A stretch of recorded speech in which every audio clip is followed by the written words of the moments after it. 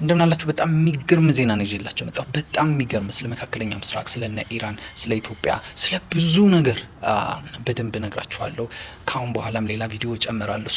ዛሬ 3 ነው ማለት ነው የሚኖረኝ። በደንብ አዳምጡኝ። ቅድም ስለ አሜሪካ ነግራችኋለሁ። ብዙዎቻችሁ አላመናችሁም። ኖ አሜሪካ መስላህ ነው፣ እንደ አሜሪካ ኢትዮጵያ ወዳጅ የለም ብላችሁ ነው የምታስቡት። እንዳትሸወዱ፣ ገባችሁ? እንዳትሸወዱ። እንደውም ራሱን ከደበቀ ጠላት ግብጽ ትሻላለች፣ ኤርትራ ትሻላለች ከአሜሪካ አሁን ባለው ሁኔታ። ሜቢ እርዳታ ምናምን የሚባለውን ይሄ ማስክ ለብሳ ስለመጣች ወዳጅ ነው የሚመስላችሁ። አይደለችም። እንዴት እንደሆነ በደንብ በማስረጃ ላሳያችሁ። ምን መሰላችሁ?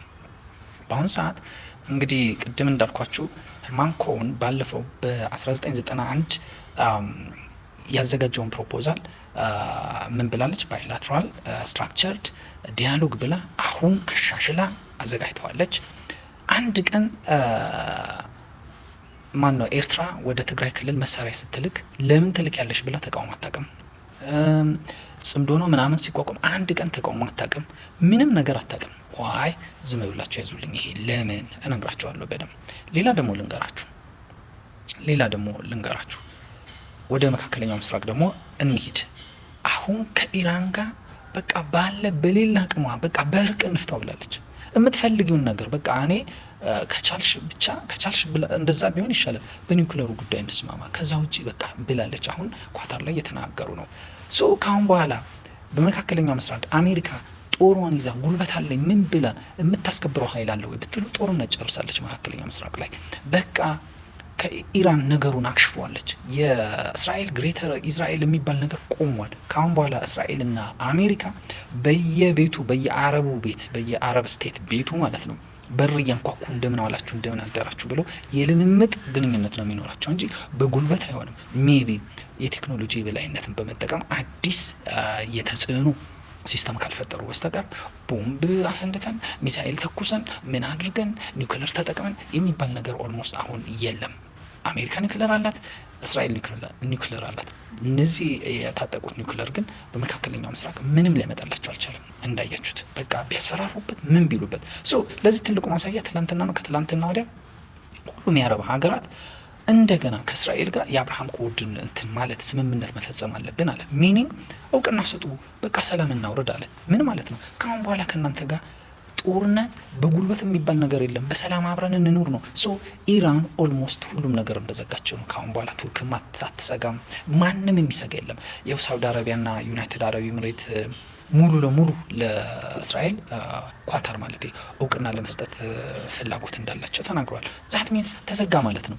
አሁን ያ የተዘጋ ነገር ምን ማለት ነው ብላችሁ ስታስቡ አሜሪካ የስትሬት ኦፍ ሆርሙዝን በምንም ተአምር በምንም አይነት ጉልበት እንደማታስከፍተው አውቃለች።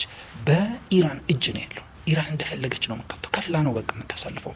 ስለዚህ አሜሪካ የስትሬት ኦፍ ሆርሙዝን ምን አድርጋለች ማለት አታለች። በቃ ካሁን በኋላ አሜሪካ በሌላ አቅሟ ከኢራን ጋር ሰላም አውርዳ ምን እናድርግልሽ ብላ ቤተኛ ሆና ምን ሆና በጸባይ ነው እንጂ በጉልበት በማዕቀብ በምናምን በገለመኔ ያ ዘመን አልቋል። አሁን ኢራኖችም አውቋል፣ ራሻዎችም አውቋል፣ ቻይናዎችም አውቋል፣ ሁሉም አውቋል። በቃ ይህንን በደንብ መረዳት አለብን። ሜቢ በእስራኤል በኩል ያለው ነገር ነው ያላለው። እስራኤል ምንድን ነው የምታስበው? አሁንም መዋጋት፣ አሁንም ጦርነት ታስባላችሁ? እሱን አናውቅም። በአሜሪካ በኩል ግን ይሄ ነገር እንዳለቀ ነው የምናውቀው። ወደዚህ እንምጣ።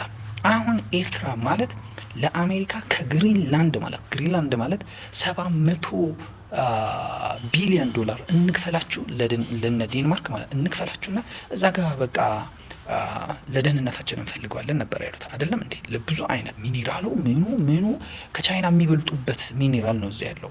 ይሄ ሬር እርዝ የሚባለው ብዙ ነገር አለው። ከሱ በላይ ነው አሁን ኤርትራን የምትፈልጋት። ኤርትራ የዛን ያህል ሚኒራል ስላላት አይደለም፣ ዋና ቁልፍ የንግድ መስመር ስለሆነች ይህንን ቦታ ይህንን ዓለም አቀፍ የንግድን መስመር መያዝ። በዛ በኩል ሳውዲዎች የጋዝ የምናምን የነዳጅ ቧንቧ አላቸው። ዩናይትድ አረብ ኤምሬት በዛ በኩል ይቀበላሉ። ይሄ እንደ ባክዶር መጠቀም ይፈልጋሉ። ይሄንን ከስትሬት ኦፍ ሆርሙዝ ያ የሆነ ነገር ካለ በዚህ በኩል በዛውም በዚህ ይህንን ከተቆጣጠሩ የነ ቻይና የነ ራሻ ሆርሙዝንም ተቆጣጥረው ፕላስ ደግሞ ይህንን እንዳይቆጣጠሩ ቀድሞ መያዝ ይፈልጋሉ። እሱም ብቻ አይደለም ማየት ያለባቸው። ኢትዮጵያ አሁን ባለችበት ሁኔታ እቺ ሀገር የግሪን ኢነርጂ ፓወር ሃውስ እየሆነች ነው። ይኸው አባይን ማየት ትችላላችሁ። ብዙ ነገር እየተሰራ ነው። ፋርሚንግ ብዙ የሪሶርስ የተለያዩ ናቹራል ሪሶርሶች ፓወር ሃውስ እየሆነች ነው። እሱ ብቻ አይደለም እንግዲህ ከዳንጎቴ ጋር ተስማማቸው የተባለው የጋዝ የኢነርጂ ማለት ነው፣ ነዳጅ፣ የብዙ አይነት ነገሮች ፓወር ሃውስ እየሆነች ነው። ሶ በዚህ በኩል ብዙ ነገር እየተፈጠረ ነው። ኢትዮጵያ ከተለቀቀች እና እንደፈለገች ትሆን ከተባለች አሁን ባላት አቅም ላይ ቀይ ባህርን ትቆጣጠር ከተባለ በሌላ አባባል የባቤል ማንዴብን ቁልፍ መረከብ ማለት ነው። ገባችሁ? ጅቡቲ ይዋሰናል፣ የመን ትዋሰናለች፣ ኤርትራ ትዋሰናለች። አሁን ባለው ሁኔታ ዛት ሚንስ አሰብ ኢትዮጵያ ማለት ነው። ይሄንን ኢትዮጵያ አሁን ባለ ኢነርጂዋ ትቀጥል ከተባለ ያንን ቦታ ሪስኩ መጨመር ነው። ሶ መታ መቆጣጠር ትፈልጋለች። የኢትዮጵያ ማደግ አሜሪካ አትፈልግም አሁን ባለው ሁኔታ። ሶ ምን ማድረግ ነው ያለባት? ይህንን የኢትዮጵያን መንግስት መቆጣጠር፣ በቃ ይሄ ፑፔት ማድረግ ነው የምትፈልገው ማለት ነው። ዋና አንገቱን ዋና መተንፈሻውን መያዝ ትፈልጋለች። ቀይ ባህርን ያ ነው ዋና መውጫ መግቢያው ያ ነው። ያንን መቆጣጠር ትፈልጋለች። ያንን ለመቆጣጠር ምንድን ነው የምትፈልገው? እንዳልኳቸው የኢትዮጵያን መንግስት መቆጣጠር ትፈልጋለች። የኢትዮጵያን መንግስት ለመቆጣጠር አሁን ባለው ሁኔታ እንደ ኢራን እንደምን እንደፈለገች ማውራት እንዳትችል ያደረጋት በቃ በኢትዮጵያ መንግስት ካሁኑ ምርጫው ሳይካሄድ በቃ ኢንክሉሲቭ እንትን ነው መንግስት ነው መመስረት ያለባችሁ፣ የሽግግር መንግስት ፍጠሩ ምን በሉ እንዳትል በዋናነት ያደረጋት ምንድን ነው? አንድ ይሄ ምርጫ የአፍሪካ ህብረት እንትን የሚለው የሚታዘበው ነው።